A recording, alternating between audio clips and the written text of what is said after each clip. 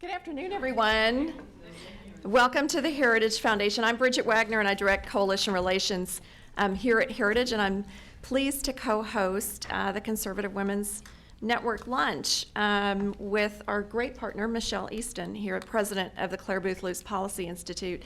And we've been so honored to be able to co-host these monthly luncheons here at Heritage, where we've heard from some really awesome, really amazing women leaders, authors, news commentators, television personalities, legislators, and some great scholars like you're going to be hearing from this afternoon. I'm especially pleased to have Michelle with us today. It's a very busy time for Michelle, but also because of the topic that we're discussing today, Reclaiming Education Freedom, the Fight to Stop Common Core National Standards and Tests. I know it's going to be a topic that's near and dear to Michelle's heart, because Michelle served as president of the State Board of Education for the Commonwealth of Virginia. And while she was president of the school board, during that time she led the formation of and the development of the Virginia standards, the state standards, which are really nationally known and acclaimed. They're really, the outstanding standards, I think, today. Virginia is one of those few states that has not signed on to Common Core standards, and we're hearing a lot from activists on the ground in Virginia that are picking up word and kind of the creeping in of some of these standards, discussions of standards in their local schools. So I know it's something Michelle will be tracking. I'm also pleased because some of you may have heard yesterday was a big day in Michelle's family. She is a brand new grandmother. Yes.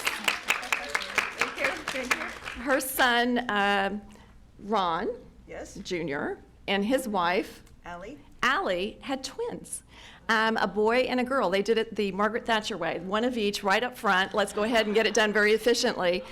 So they had twins, and she has told us that she spent the entire day at the hospital holding babies. So we're really pleased and honored that she carved out a little bit of time in this very important week to be with us here today.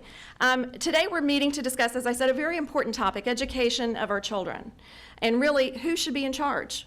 Parents and local communities, or the bureaucrats in Washington. We've seen this debate play out over and over again, and the battle over Common Core national education standards is frankly just the most recent iteration of this. It should come as no surprise to this audience that since coming to office, the Obama administration has expanded the federal government's role and extended its reach in education.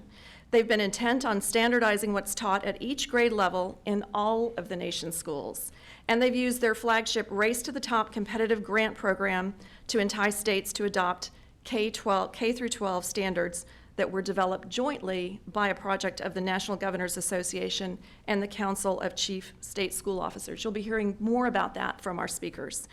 Parents, teachers, scholars, and we're beginning to see a growing chorus of state officials all across the country and all across the political spectrum raising questions about the constitutionality, the cost, and the transparency of this joint project, which is more commonly known as Common Core State Standards Initiative. Today we've got two education experts who will tell us more about these Common Core standards and the concerns every state official and parent should have. They'll also tell us more about the growing movement of parents and activists who are digging into the research, calling on the experts, and meeting with state officials to push back on this latest Washington power grab. In the interest of time, we've got some great presentations. I want to introduce both of our speakers up front, and then I'll call them to share their thoughts, and then we'll open it up for questions. And we are live streaming today, so we'll have, I know a number of homeschooling parents who are watching us, and we've set up a Twitter feed. And the hashtag CWN Common Core can be used if you've got a question, if you're watching online, or if you're in the audience and you're tweeting and you want to remember a question as it's going through their talks. Feel free to go ahead and tweet that. We've got one of our young interns who'll be monitoring the Twitter stream and feeding those questions into our discussion later. So today, without further ado, let me call on our first speaker, my Heritage colleague, Lindsey Burke. Lindsey researches and writes on federal and state education issues as our Will Skillman Fellow in Education Policy here at the Heritage Foundation. She focuses on two critical areas of education policy: reducing the federal role in education and empowering families with school choice. She speaks on education reform issues all across the country and internationally, and because she's such a well-informed spokesman on these issues, she's regularly sought out by television, radio, and news commentators for her take on the debates in Washington and out in the States. You can find her writings, of course, on the heritage.org website and also on Daily Caller and National Review, various magazines and news outlets all across the country. She holds a bachelor's degree in politics from Hollins University in Roanoke, Virginia, and a master's of teaching degree in foreign language education from the University of Virginia. Before joining Heritage in 2008, Lindsey taught high school French. And we're very pleased to have with us from Indiana today, one of the real battleground states in this fight, Joy Pullmann. Joy is a research fellow at the Heartland Institute, a terrific partner organization of Heritage and many of our conservative allies out in the state. She serves as their managing editor of School Reform News, a wonderful publication for those of you who are tracking education reform. And that is a national monthly publication. In that role, she has interviewed and produced podcasts with many of the leading figures in school reform. She previously was the assistant editor for American Magazine, the publication of American Enterprise Institute, and she's also the 2013 recipient of a Robert Novak Journalism Fellowship for in-depth reporting on Common Core national education standards. Joy's commentaries have been published by the New York Times, Washington Examiner, Weekly Standard, Washington Times, and a wide range of online and print publications. She's also a sought-after speaker. In fact, she left one speaking engagement in Chicago just yesterday afternoon to catch a plane to be with us here today. And like Lindsey, Joy also has experience in the classroom. She's taught middle school and high school students history, literature, and debate, and she wrote a high school public speaking curriculum. She's a graduate of Hillsdale College's honors program with an English major and journalism concentration, where she received statewide competitive collegiate honors for her reporting and commentary and ranked in the top 25 nationally in parliamentary debate. So I really look forward to both of our speakers today. Please join me in welcoming Lindsey Burke. Great, thanks very much, Bridget, and thanks to Michelle for having me here today, and for all of you for joining us, and everyone online watching. And I have a PowerPoint presentation to go along with this. We'll see if it works. I'm going to have to point to Adam up there to advance the slides. I heard Congressman Jim Jordan speak a few months ago about innovation. And slide one, Adam. He talked about how in Kitty Hawk, North Carolina, in 1903, the Wright brothers became the first people to fly an airplane. It was an amazing accomplishment. Then, in 1947, Chuck Yeager became the first pilot to break the sound barrier. So in just 44 years, the United States went from the Wright brothers, slide two, Adam, to Chuck Yeager breaking the sound barrier. Why haven't we seen this type of innovation in education? What's preventing us from experiencing the type of innovation that took us from a rickety plane in Kitty Hawk in 1903 to the groundbreaking sound barrier breaking that Chuck Yeager experienced? Sadly, our education system is still stuck in the 1903 version. Next slide. It's stuck there because of the monopolistic nature of public education, and because too many bureaucrats have begun to believe and continue to believe that centralization is the answer to improving outcomes. Nowhere is this more apparent than in the push for Common Core national standards and tests. The paramount concern with Common Core is that it further entrenches the federal government into what is taught in our nation's schools. We've seen creeping federal intervention, some people would say galloping federal intervention, into what is taught in our nation's schools for the past half century. And such intervention is a zero-sum game. For every inch the federal government takes comes at the expense of state and local control of education. The shortcomings of our K-12 education system have persisted despite significant growth in federal intervention over the past half century. When the federal government got involved in education in a significant way, back in 1965, the first real foray into education. We saw that through the Elementary and Secondary Education Act, passed by Lyndon Johnson. And the idea at the time, when Johnson passed that original Elementary and Secondary Education Act, was compensatory education. So basically the idea that Washington would spend some additional federal dollars through a few additional federal programs to try to improve outcomes. But we quickly saw that shift from a compensatory model to systemic education reform from Washington, with the federal government creating education programs designed effectively to dictate local school policy. In the years to follow after 1965 and throughout the 1990s in particular, we saw numerous niche federal programs created, which greatly increased the size and scope of that original Elementary and Secondary Education Act. And of course, President George W. Bush signed the 7th reauthorization of ESEA into law, culminating in No Child Left Behind. No Child Left Behind is a 600-page federal law with thousands of pages of regulations that accompany it and leaves very few aspects of local school policy off limits to Washington. Yet, despite all of this growth and federal intervention over the past half century, we have seen very little in the way of improved academic outcomes. On international math assessments, American children rank in the middle of the pack, falling behind their peers in the Czech Republic, Estonia, Slovenia. Here at home, we see ample evidence that K-12 education is, quite frankly, in a state of crisis. Since the 1970s, academic achievement has remained relatively flat. Math achievement has increased only nominally, and reading achievement has been flat for the past 40 years.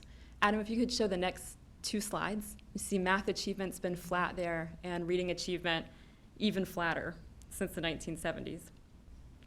Not only has academic achievement remained flat, but academic attainment has also remained stagnant for low-income and minority children, with graduation rates flatlining since the 1970s. Sadly, in many of our nation's largest cities, less than half of all children graduate high school. There are other signs that America's education system is failing to meet the needs of millions of students. 1/3 of students need remedial coursework when they enter college, and achievement gaps persist between low-income children and children from more affluent families, and between minority and white children. If you could show the next slide, Adam. And according to the new global report card developed by the University of Arkansas and the George W. Bush Institute, achievement in many of our affluent suburban public school districts barely keeps pace with that of the average student in a developed country. These are our affluent school districts across the country. So 50 years of ever-increasing federal intervention in education has failed to make a dent. Common Core is premised on the notion that this time, they're going to get it right, that the centralizers know what to do this time. I'm not so sure.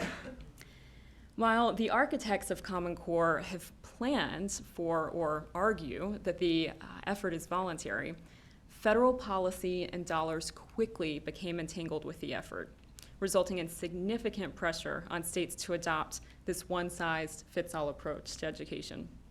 While the National Governors Association and the Council of Chief State Schools Officers crafted the standards, and these are standards for English language arts and mathematics, the Obama administration quickly began incentivizing their adoption, starting in early 2009. That same year, the administration offered $4.35 billion in federal race-to-the-top grants, and states that agreed to adopt standards that were common to a significant number of states were more competitive in receiving a grant. They were prioritized. At that time, the federal government also began directly financing the 2 national testing consortia, creating the Common Core assessments, providing $360 million in federal grants. Tying race-to-the-top grants to Common Core adoption was a major stamp of approval by the Obama administration. It was also a major incentive for states to adopt. But last year came an even greater incentive, I think, through strings-attached No Child Left Behind waivers. Now, I think nearly anyone you would ask today, you just stop somebody on the street, talk to parents, even talk to people in state departments of education, I think most people would say No Child Left Behind, by and large, has not been effective policy. But the waivers offered to states by the federal government, by the Department of Education, again, incentivized states to adopt Common Core. growing federal intervention far beyond what No Child Left Behind did. The waivers require states to adopt college and career-ready standards and provide two options for doing so. A state can either have their Institute of Higher Education certify that state standards are college and career-ready, or they can adopt Common Core. Nearly every state that has received a waiver so far has chosen the latter option, to go the Common Core route. So again, another major federal incentive for states to adopt. Can you advance to the next slide, Adam? And are we on the Casablanca slide, right? Okay, perfect. Just want to make sure we're there. And most recently, and I hope that resonates with people, I think it's the best slide I've ever seen. I think this is from the University of Arkansas researchers, J.P. Green's blog. I think it's just a beautiful illustration of the strings that are attached to Common Core. And most recently, the federal government created a Common Core assessment review panel. The U.S. Department of Education has created this technical review panel to oversee item design and validation of the two Common Core testing consortia, raising questions about the degree to which the Department of Education is dictating what is on the test. So for an effort that is ostensibly voluntary, there are an awful lot of federal fingerprints on Common Core. The most concerning aspect of Common Core is that it represents an effort heavily incentivized by the federal government to establish national standards and tests to define what every child in public schools across the country will learn. But there are also concerns about the quality of the standards as well. In general, the mathematics standards are poorly sequenced, they lack organization, they don't use standard algorithms, and they are not internationally benchmarked. James Milgram is a professor emeritus at Stanford University in mathematics. He was the only mathematics content matter expert to serve on the Common Core Validation Committee, the only content matter expert.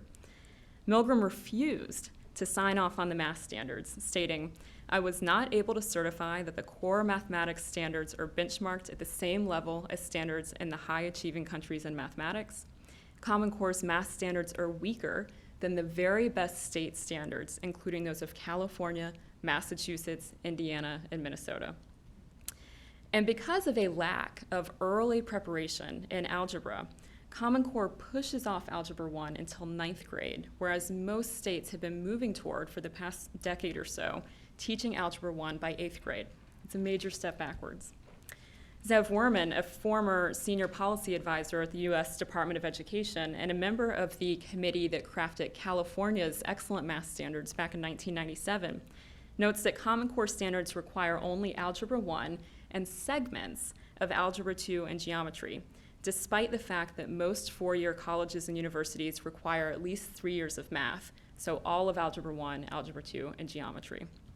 In a December 2009 article, Zev Werman, along with former Assistant Secretary of Education for Policy Bill Evers, wrote, "In other words, students who graduate from high school having only taken math coursework addressing those standards will be inadmissible to any four-year college in the country." Unfortunately, there aren't just mathematics shortcomings. Literacy experts point out that Common Core denigrates the value of teaching literature in the classroom. Teachers are being told that ultimately 70% of their course material must be derived from informational text. So what exactly meets the definition of informational text?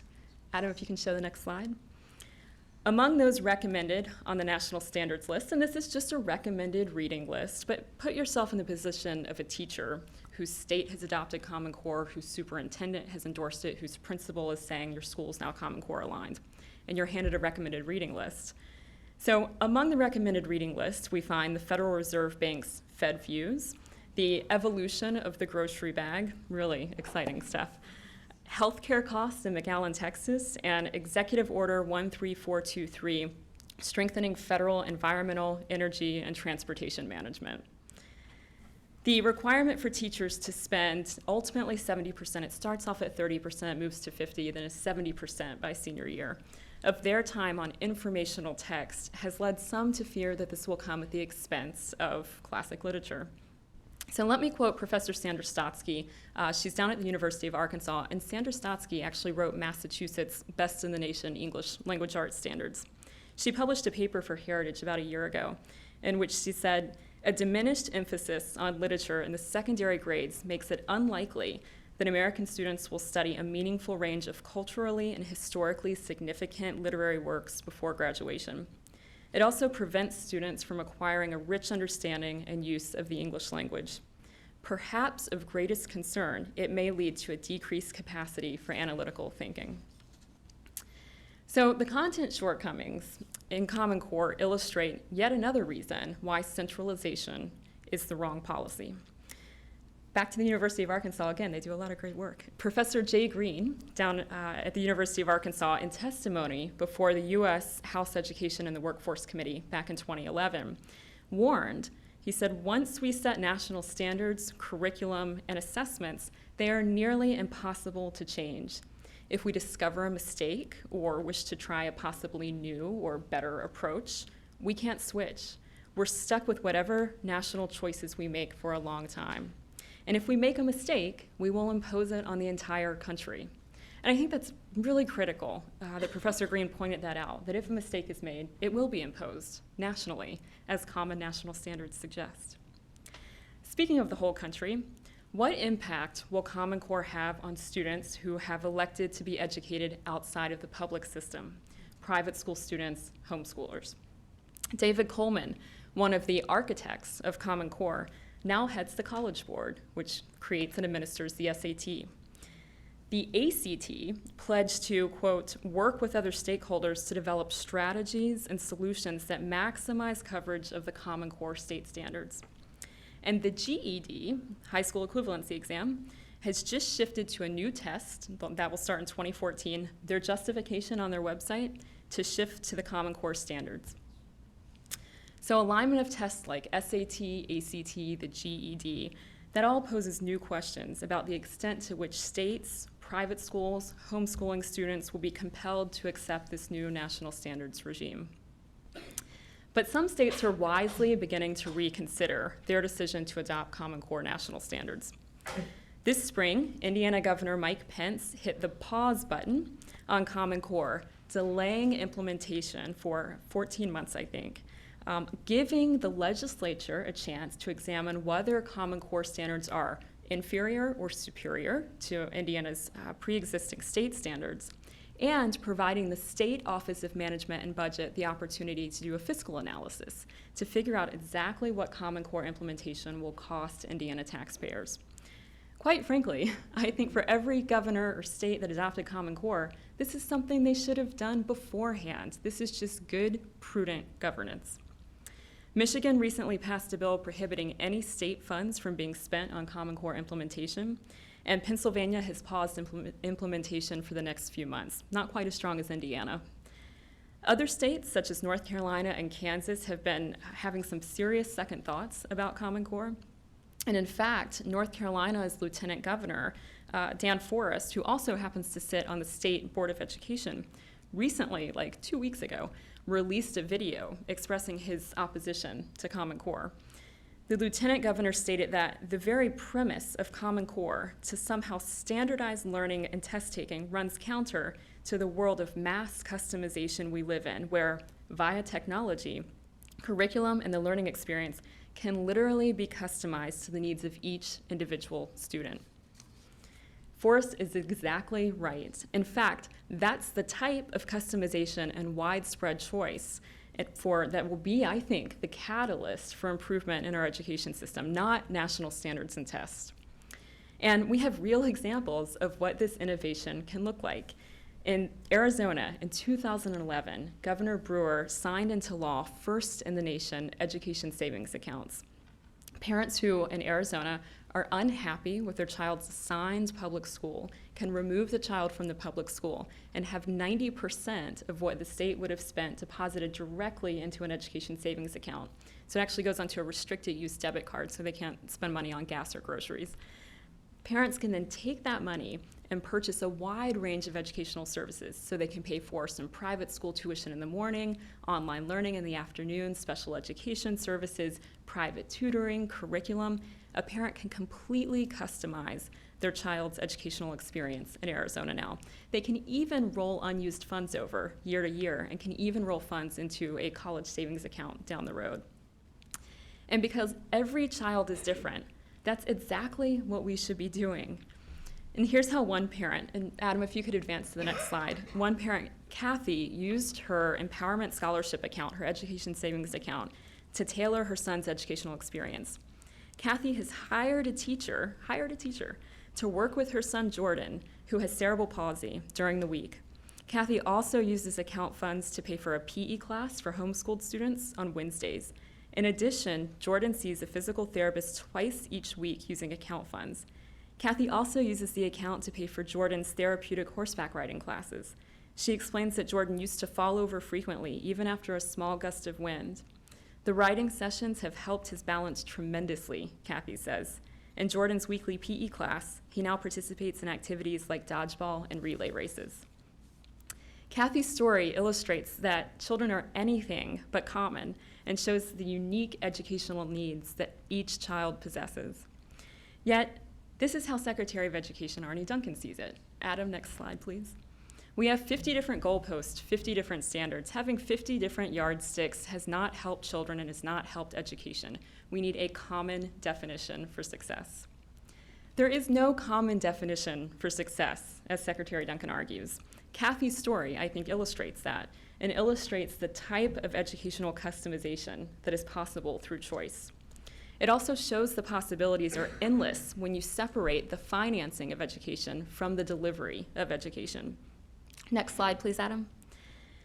And that's the future of education, giving parents the opportunity to direct their child's share of education funding to any educational option of choice. And the supply slide of the ledger shows just how much choice is coming to the fore. Access to some of the best content in the world is now available free online through forums like Udacity. Adam, next slide. Coursera, next slide. edX, next slide. And Khan Academy, next slide. Such courses can be coupled with traditional classroom experiences, and they serve as additional guidance for a student. And they also allow access to content far beyond what a traditional brick and mortar option offers. Next slide, Adam. How we think about education is changing. Delivery methods are changing. And so much of that has to do with this wonderful proliferation of school choice that's underway in the States. Choice and competition will improve outcomes. Centralized standard setting, establishing national standards and tests to create uniformity of what every child will learn is the antithesis of that. Adam, final slide, please. The movement to nationalize standards and testing and ultimately curricula is a challenge to educational freedom in America and is costly not only in terms of liberty, but in dollars as well. State leaders who want to restore educational freedom should reject this latest federal overreach and abandon the Common Core national standards push. Thank you.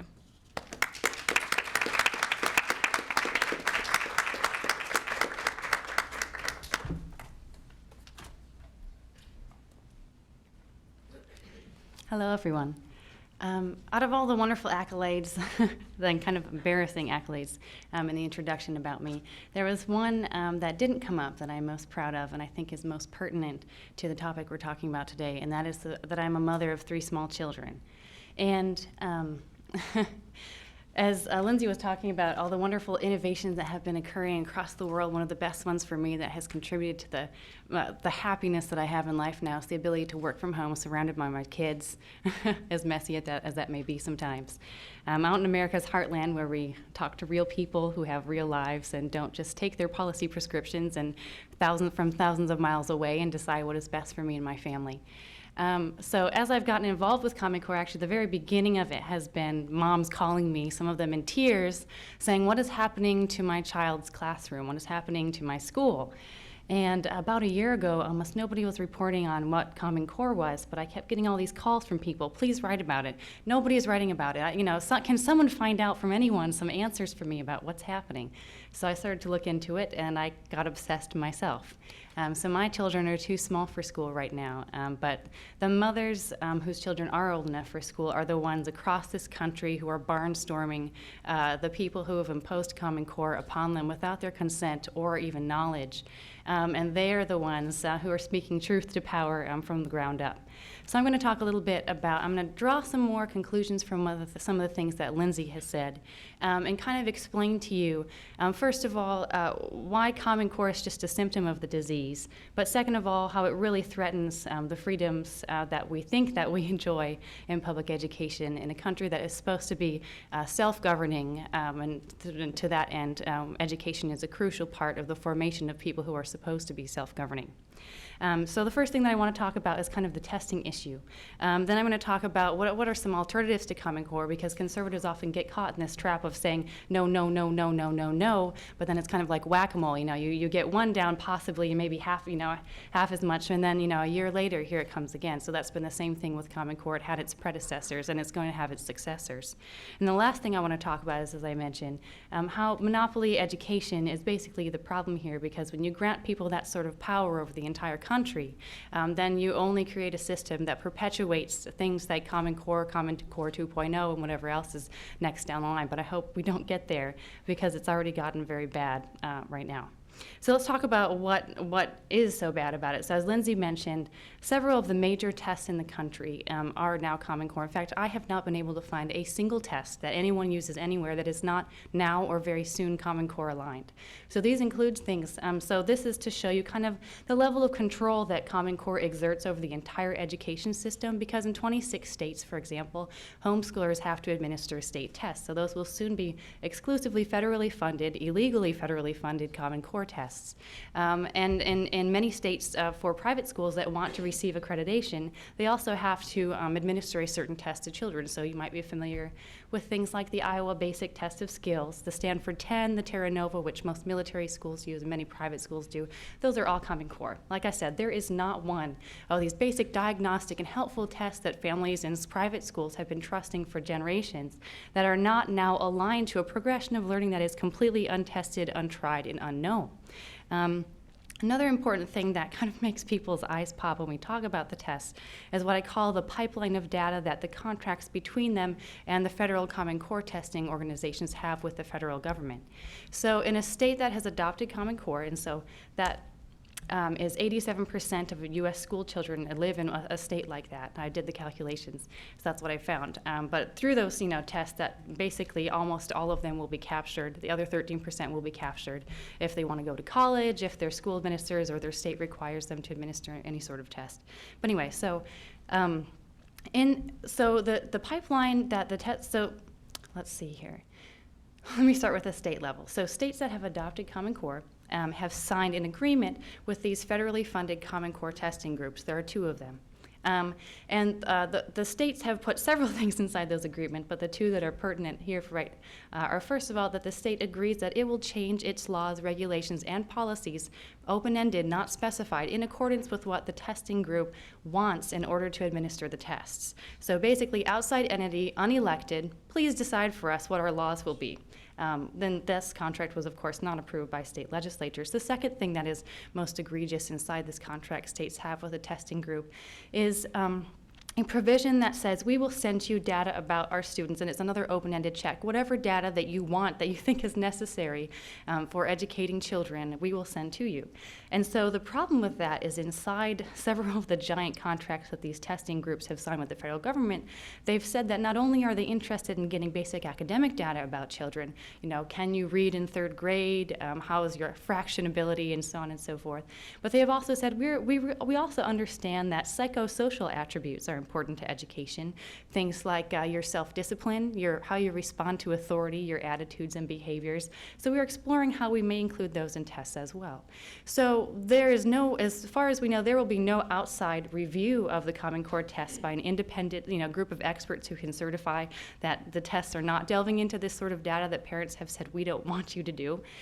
So until some whistleblower finds out, until we actually see the tests, and after they have been administered on thousands and thousands of children, millions of children?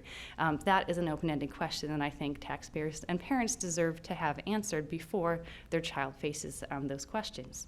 But if we go back to this pipeline idea, so when the testing consortia then signed agreements with the federal government, because the federal government is the only outfit funding these two national testing groups, which, as I've said, is directly against several federal laws. The federal government cannot control or influence curriculum or testing. That is a state responsibility, that's a local responsibility, but they just paid someone else, and they're monitoring that someone else to do something that would be illegal for the feds to do directly. So with the contracts that those groups signed with the federal government, they agreed, basically gave another blank check to the federal government. We will give you oversight and monitoring and all data that we collect from children and about children through our program, open access to whatever you want. So basically, if states have a privacy law, a student privacy law, it doesn't matter, because once that information leaves the state and goes to the testing group, then it's it's available and open to the federal government, which has removed federal privacy protections for students. In 2012, the U.S. Department of Education unilaterally decided to change federal privacy law. It decided that any agency, any local school district, any state education agency, the Federal Department of Education, Federal Department of Labor, so on and so forth, may share any information about a student without parent knowledge or consent. So returning back to the idea of thinking about tests in this age of NSA wiretapping and information being extremely important, and there's a psychologist out of Utah named Dr. Gary Thompson who has reviewed these, and he has said, I am a President Obama supporter. I tend to be on the liberal side of things, but this is completely outrageous and unethical, and in my medical profession, you would lose your job for behaving in the manner that these testing companies are doing behind closed doors. So he's the one who is calling for an independent review of these tests to assure that children's very important psychological profiles are kept secure and not used against them in the future. But the bottom line with understanding what's going on with these testing organizations is to know that testing equals control. Because what gets tested is not only what gets taught, but whoever decides what goes on the test decides, rates a child, proficient or unproficient according to their own scheme of, what is the ideal child learning environment. And I do think that there are some basic benchmarks, that every child needs to meet. Reading by, say, age 7 or so, being able to do basic math and so on and so forth. But the trajectory on which children do those sorts of things varies by child. And I think that families also have different philosophies about, about the way that they want that to happen. So if you know about things like Montessori schools, some families are completely, or Waldorf schools, there are very many different approaches to education that make families and children happy. And I don't, and confining them all to one system of education, not allowing them that freedom, is really destructive to the educational process and the diversity that we should have in the United States.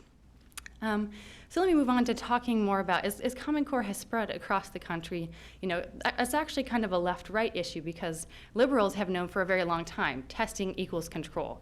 And so their opposition has been to it from the whole, we don't really like accountability, we don't believe in personal individual accountability, we believe in collectivism, and when it's everybody's fault, it's nobody's fault. But they have known for a really long time that tests equal control, which is something that conservatives ought to realize, because but as conservatives and liberals have, gotten wind of Common Core, after it was passed, we finally got to see what was in it. Parents have been rising up to say, no, stop, stop, stop. But I do think it is important, given past battles that folks have had about education battles, and you, I'm sure, both know a lot about this, that just saying no isn't enough, because if you even manage to stop it halfway, or even stop it all the way, the people who are involved, who care about nationalizing the education system, have another program, already in the works that's going to pop up and, be adopted very quickly in a very similar fashion, and it only accelerates as they work, as they notice how we respond, and they adopt to things. So, for example, that happened with Goals 2000. That was the last national effort to get national education goals, mandates, tests, and it entirely failed because it went through Congress. So there's a paper from the Brookings Institute that analyzes what happened from a political angle, and it says, we learned from this that the American people don't like the federal government, controlling education or, arranging what all children will learn. So we decide, so we learned from this that we need to make it look like states have done it. So with this latest iteration of nationalizing education, they used two state-sounding organizations, the National Governors Association, Chief Council of State School Officers, which are private trade organizations, nonprofits that receive a majority of their funds from the federal government and are essentially lobbying and networking organizations, but they have good names. So they, just pumped the money into them, they pumped the people into them, and they oversaw that entire effort. So it was very effective. So all of this I'm saying is that it's kind of like dealing with a learning robot. So you can't just go out there and battle with people who want to create or more socialized American education without thinking, what is the next game plan, what is the alternative? So because we're conservatives, we don't do here is the one alternative, but there are a lot of ones floating out there that I think people could be responding with, and that's my general advice to people who go out and advocate. Don't just say no. I get that question when I testify to state legislators. Well, if you don't like Common Core, what should we do? So typically, I will say, well, do your own standards in testing and control them and make them very good. That's the position of Dr. Stotsky that Lindsey Burke has talked about. Have your content experts, not these education school folks who spend all their lives talking about education theory but never teaching children.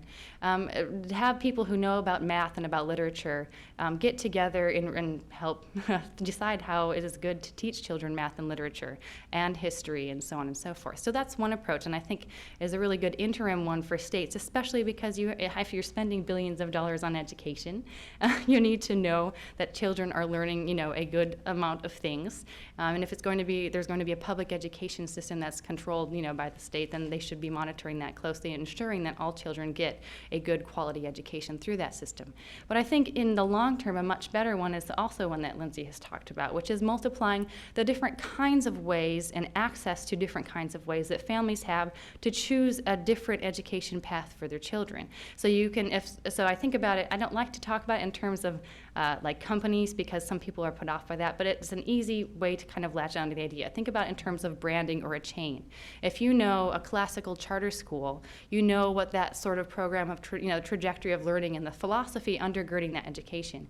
If you know, the KIPP schools, Knowledge is Power program, that focus on really disadvantaged children in inner cities and are very, very effective with them and are very highly data driven and have very good pipelines that they've worked on for decades. That's a brand that you can know and trust. So if a parent is moving from different states, different cities, and so on and so forth, they can seek that kind of similar education that fits their views. Same thing with Montessori schools, Waldorf schools, and all kinds of blends in between. I think creating many different parallel systems of education that allow families and children to specialize is that's my ideal thing to be working towards, and trying to think about, as a person also engaged in policy, ways to make that happen through changing laws and regulations and so forth. So make sure that if you want to talk about Common Core, you care about it, and you're talking with folks, also have, what is your vision for an alternative? Why do we have public schools? Do we have it for job preparation? No, we have it for civic development. And if that's the case, then how come Common Core only talks about workforce preparation and so on and so forth? So that's an important thing that I think a lot of the times the debate, because it's so intense, and all the Common Core opponents, this is their full-time job, and the people against it are mothers, and they have children, and they have maybe jobs, and so on and so forth. And they're funding their own, gas travel to all these events, state board meetings, and so forth. So the scales are tipped against you. So part of the things that I try to do is help, give people a few ways to think about that and tuck it into their backpack as they head out to confront governors, which is one of my favorite things. Okay, so the last thing to kind of talk about is how it's kind of a jump off of what I've just been talking about. How when you have I've just been writing about this recently, so the way of wording it isn't straight in my mind, but it's basically the idea that Americans romanticize our education system, and because of that, we cannot see clearly enough to notice its flaws and correct them. So American education is a kind of an anomaly in our history because it is the socialist system in our country that nobody thinks is a problem because, it's the public schools, right? That's just the way it always has been for all of us for several generations. So, but if you think about, the fact that public education holds an entire monopoly over, K-12 education, there are very few avenues for other people to pursue outside of that, then you realize that a system like that, what we know about monopolies and about state control, about centralization and bureaucratization, is that they will always perpetuate status controlling, centralizing agendas and students. So the answer, again, we're going to speak about school choice, is to give families outlets for creating and perpetuating their own parallel institutions that meet their needs and the civic values that we have for public education. And I'll kind of close with talking about what's been happening across the country because I travel around and talk to, it's like I said, it's largely parents. It's funny the big divergence between the two sides because these are the people who actually have a stake in this. They don't have fancy ideas about what should be happening with everyone else's children. They have their own child and they know him intimately. I like to say, I have known my children from the very second they appeared on this planet. That, as a mother, I get to say that, and dads, they have to wait a few months to be able to acknowledge that. So that, I feel gives me if you think about Milton Friedman or Friedrich Hayek, two great economists, they talk about the information problem. The farther removed you are from a situation, the less you can deal with it. You just don't know enough about it. So as a mother, I know my child better than anyone in the universe, and same with my husband. He knows their children better than anyone. And so when you have that kind of knowledge, you will know what is a good fit for them. And the people in their offices 1,000 miles away do not know that, no matter how long they have studied it, no matter how many degrees they have, no matter how many theories that they would like to inflict on you. So when we travel around the country from parents, I see this kind of anger, underneath, how dare you touch my baby? And I think that is a very, very dangerous thing because we all know what suburban moms do when they start getting angry. Suburban families tend to be the political power centers of the country, but they're pretty quiet. It's nice out there in the suburbs. People are busy taking care of kids, bringing them to soccer. I'm just joking because we don't live in the suburbs. But once you once you touch somebody's child, you know how that is. It's like, the cat. Whoa there. So, there are 16 states that have taken some action to repeal Common Core, and some of that has been successful, and some of that is kind of a warm-up for what will happen next. But it's really important to understand several things. The Washington Post is wrong. This is not a Tea Party movement, although Tea Parties have really seized on Common Core and been using their infrastructure to really generate a lot of attention and excitement, a lot of burning down the phone lines in state representatives' offices. But this is really a mom movement, and not only that, it's a left-right movement. If you look at New York, the teachers in New York are PO'd about Common Core, and they're all, flat out liberal. Because again, liberals do not like, the loss of local control, the loss of professionalism for teachers to have someone tell them how to teach and what to teach, and have their children tested every 3 weeks to adjust instruction according to someone who has never instructed a child. And they also, they do not like the testing. And again, I believe in, basic accountability, get a diagnostic on a child. But, when testing becomes this very long marionette lever for centralized bureaucrats to reach their fingers into every single classroom and any single child, that is when something needs to change. And so leftists also believe that, and they agree with that. And they also believe that education is about more than workforce development. They agree with the idea that children need a civic education. They need to be exposed to literature because those fuzzy, warm-hearted people like me who sit in the back of English class and cry because what the professor is saying is so beautiful and rich, and I want my children to have that. That's something on which right and left has a common ground, and we can talk about, in terms of let's all agree on this, and so that has been happening. The last thing is that's a funny reversal of the truth to power, where the progressive, I like to call it the marriage of big business and big government, because that's really what produced Common Core. The testing companies all got together, the curriculum companies all got together, and then the progressivist Bill Gates and these two nonprofit organizations all sat down at a table together and decided what would be best for all of our children. So outside of the realm, so it's funny, kind of reversal of the 1970s when speaking truth to power is now not revolting against, the machine of tradition, of cultural heritage, of, democratic institutions, but now it's revolting against, the the enshrined bureaucracy of progressives, of corporatists on both sides of the aisle. And this is kind of an interesting twist, but I think it's a very healthy one. And I'm really glad to be able to communicate with people who care so much about their children that they will travel. I had one mom travel 5 hours just to hear a panel about Common Core. And I, have had other people, saying, could you stay overnight at our house? We don't have money to spend for a hotel or a plane ticket, but we'll do our best. And I always try to say yes as long as I don't have too many appointments, because these are the people who are in it for their kids, and that's the people whose side I'm on. And that's why I care about Common Core. Thank you.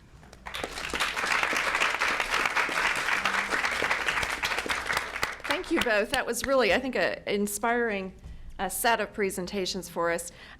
We have a couple of microphones, I think, for questions.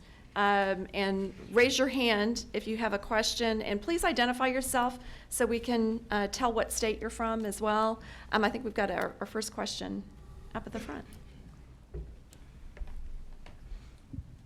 I'm Penny Starr with CNS News. I wondered about, I think there's some lobbying that the federal government is doing in schools with teachers to promote Common Core. Do you know about that? Can you comment on that? Because I happen to know teachers who have said they're bringing in speakers to schools, telling the teachers this is why it's good, this is why we want it, and I wondered if you know anything about that. The thing that I do know about that is that the organizations who have written Common Core and are big supporters have created media kits that you can find online, which I think are amusing to read, about how to message, to families and business leaders and different constituencies, which is really convenient. You could just download that and, not do any thinking of your own. It's funny how that fits Common Core. But so that's the extent of what I know about that, and it will probably vary by school. I do know that the federal government or state governments are using young people in similar ways to promote Obamacare, so I would see that as a likely thing, but I can't give you more information than that. Great. I think Michelle has a What an question. excellent presentation, Lindsey Joy. Thank you so much. I wanted to ask you to talk a little more about the stealth way that this came in. I was involved in the Goals 2000 fight, and in Virginia, I was president of the board, but we lost. I lost the vote on the board, and Virginia got in. But that was all out in the open, and as you said, Congress was involved.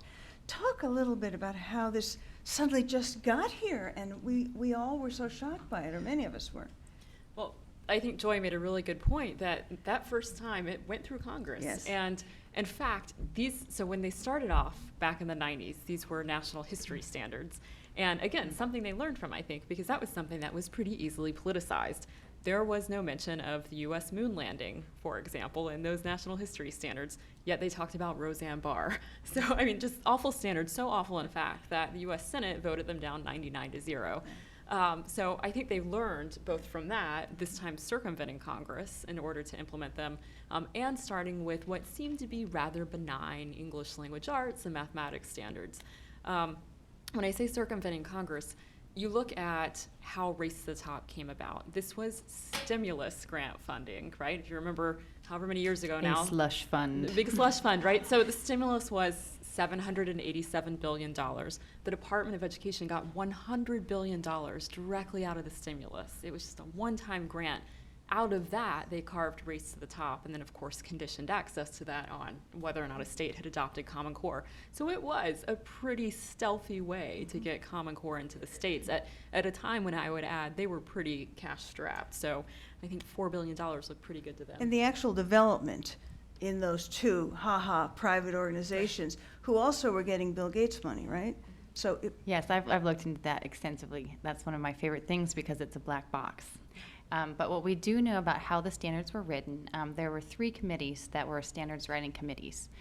So the last one is the validation committee that was supposed to serve as the gate for whether this, people who are academics who know about standards were supposed to certify whether what came out lived up to the promises that governors and state superintendents had signed on to.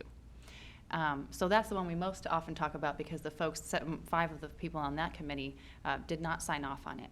But there was a lot going on within those committees that was not in any process of public law or rulemaking that operates in states. So first of all, because they're private nonprofits, NGA and CCSSO are not subject to open meetings or open records laws. So if, as opposed to if a state board of education enacts their standards, you can find out who they consulted with, who they paid for, so on and so forth, what people said at the meetings. You can get emails between different parties and so on and so forth. That none of that is available for the creation of Common Core. So what we do know is things that I've found out through reading their tax documents and interviewing anybody who will talk to me who sat on those respective committees. So what we learn is that there are 135 people on the first two committees listed, in their official documents who sat on the Common Core committee. So I talked to several of these, however, and they all told me I don't really know what impact any of my input had on the final Common Core. I just sent my ideas off into the ether, and whatever went on there was actually under the control of 5 people. So I can name them for you. None of them have ever been K-12 classroom teachers, and 2 of them had never written education standards before. So these include David Pullmann on the English Language Arts side, who is now the head of the College Board, and whose basic background is in consulting. And they also include Susan Pimentel, who was on the English Language Arts side. She had written some standards before. She was with, I forget the state, but I think it might have been Maryland's Department of Education. And on the math side, it was Bill McCollum, who's a professor. It was Jason Zimba, he's a professor at a small liberal arts college, and Philip Darrow. But again, none of those people were elected. They were hired as consultants by the National Governors Association, paid with money by the Bill Gates Foundation, which has been funding Common Core since, or National Standards Movement and outreach to state officials since the early 2000s, and they've spent $163 million on getting Common Core created and adopted. They're the biggest player in this game. Anyway, so those 5 people basically decided what would go on Common Core. So when you hear people talk about state-led, this was a model of American government, people doing things outside the federal government. Hogwash. You just look at what really happened, and none of that is true. And so there was also some evidence, according to the folks on the validation committee, that when people did submit their comments, the people who were the go-betweens between the committee members and the 5 standards lead writers did not always convey the information that the committee members had asked to have sent up to the people who wrote the standards. So for example, the dissent on the validation committee, the final person who wrote the report for that committee saying how great Common Core is and how everyone agrees with it, had never gotten any of the dissents that were written and submitted by the people who said, I can't sign off on this. So presumably, none of the other members of that committee had ever heard that, people had concerns, maybe we should talk this over, so on and so forth. I don't know if you've heard of the Delphi technique, but it's kind of a way of controlling communication when you're involved with meetings of large amounts of people. Whether it was inadvertent, just poor management, or deliberate, we don't know. But either way, it was not an open, transparent, state-led process. Interesting. Got another question back here.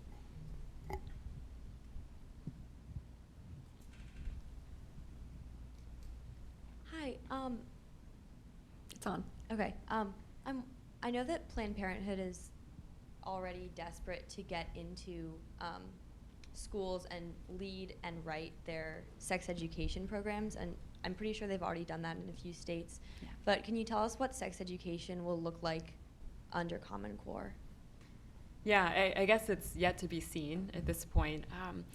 Like I said, they just started off with their math standards and English language arts standards.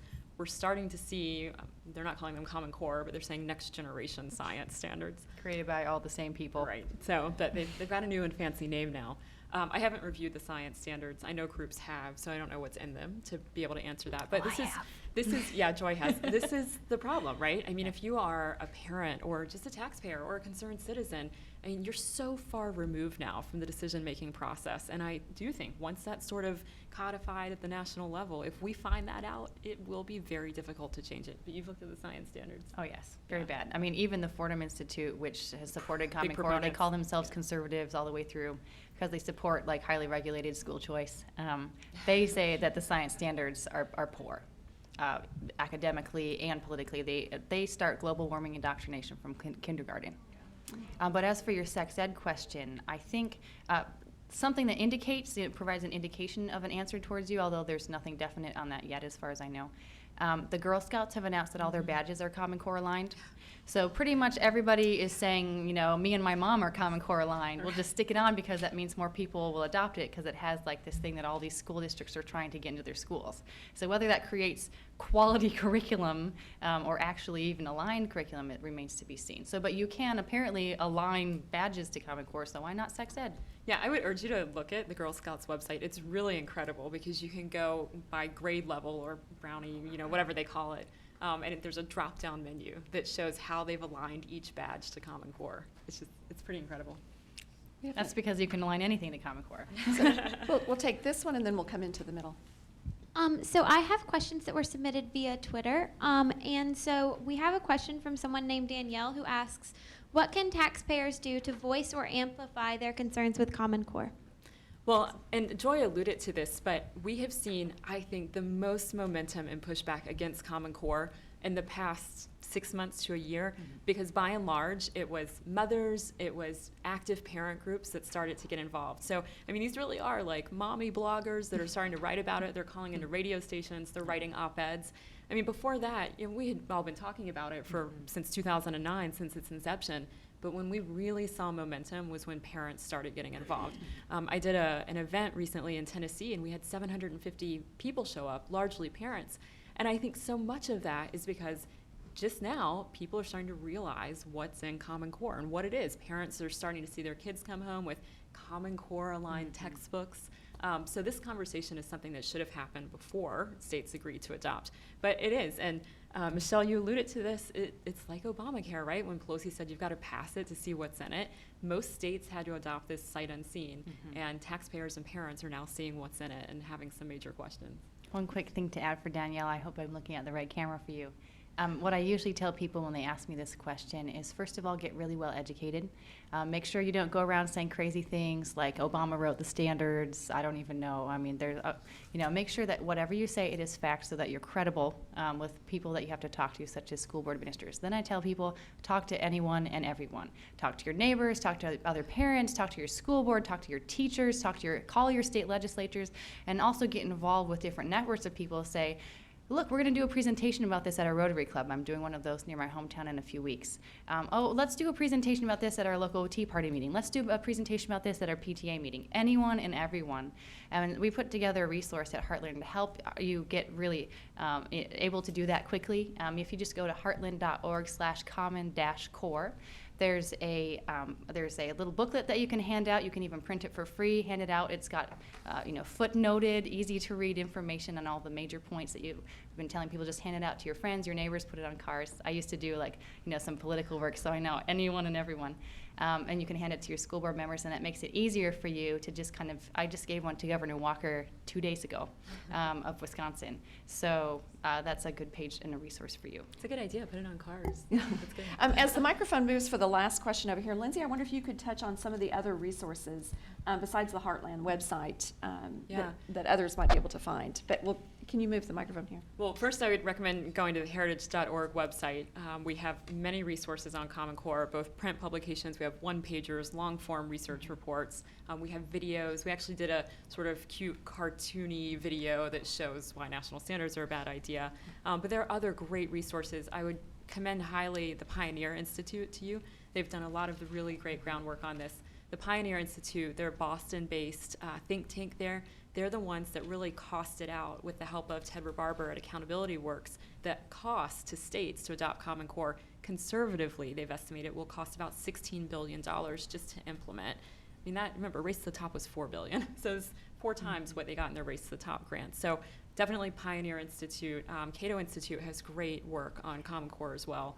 So some of the national... And 2 more grassroots organizations. FreedomWorks has created a Common Core website for activists who are involved through their networks, as well as I love the grassroots kind of hub of activist activity, which is truthinamericaneducation.com. Great. I think we'll have to stop there. We want to thank our speakers this afternoon. I think we've got a gift for each of you. I'll call it Michelle, You have some, yes. who has a special Claire Booth loose. First, I want to give you Thank you so much for an excellent presentation. Oh, thank you. These are our limited edition Claire Booth Luce Policy Institute coffee mugs with her famous saying, Oh, no critique goes unpunished. That's great. Thank you. Thank you so much. And from Heritage, we have a copy of Tocqueville's Democracy in America for each of you, and he talks about the great civil society in America of people joining together to really solve problems. And I think this issue, more than anything else recently, has really demonstrated how Americans, especially moms in this situation, of joining together and really taking action. So following our lunch, following the lectures here, we're going to have lunch out in the lobby. We encourage you all to join us and continue the conversation. So thanks again for joining us, and thanks for joining us online. Thank you both.